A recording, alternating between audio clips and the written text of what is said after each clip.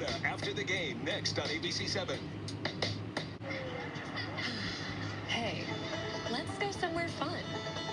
Let's see where AAA can take us. Let's go get stuck in the sand. Let's go sleep under the stars. Let's go for dinner and a show. No kids. And let's go stay at a hotel for less. Okay, let's bring the kids.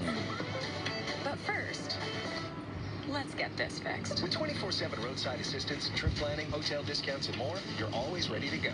AAA, your membership to go. Once that pressure hits, From ABC 7, this is Toyota after the game. How you doing, everybody? Welcome to Toyota After the Game. Larry Beal, along with ex-Warriors big man Donald Foyle. What do the Warriors need to do to get better, and why tomorrow is an important day for them? We'll get to that in just a moment. We'll start with Game 3 of the Celtics series with Cleveland. Now, as I looked at you, I realized I'm looking like taller than you. I'm almost as tall. I feel like I'm almost a 7-footer. You must have your seat down. You're going to give me the long, too small. Trying to look like a normal person up here. Anyway, the Celtics reestablished control of the series 106-93 after the clunker. And you know how Steve Kerr always talks about appropriate fear. Got to have appropriate fear. I don't think the Celtics feared Cleveland until Game 2 when they got blown out on their own home court. And then it's like, okay, all right, we can't just sleepwalk through this whole thing.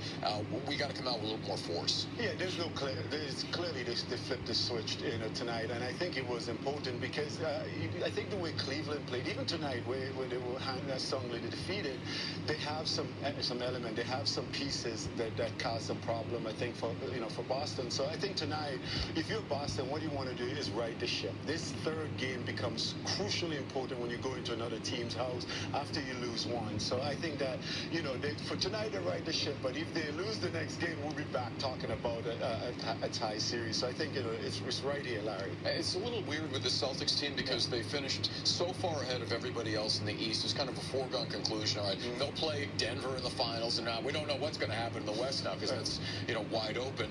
But the situation is such that they have these games like they had Game 2 against Miami where they lost again at home, and you're thinking like, this doesn't look like a championship team. But then flip switch. But you and I, when you think about this happens a lot, but the more this happens, I think it becomes a problem for you when you need to call on it, right? Because if you're Boston, that window is closing, right? And this is an opportunity where you're not facing the Warriors in the West. You have an opportunity to beat that team that can take this championship. And the question is, if you don't take this and you kind of allow this to kind of slip away, you're going to be looking back, and there's going to be some hard questions ahead, Larry. I don't think they're going to be looking back. I really don't. Okay. Now, I don't necessarily think they're going to beat whoever comes out of the West. Right. But 2022 is still in the back of their minds. They still can't believe that they lost that series to the Warriors. Let's get to our Toyota Let's Go Places player of the day, and it is Jason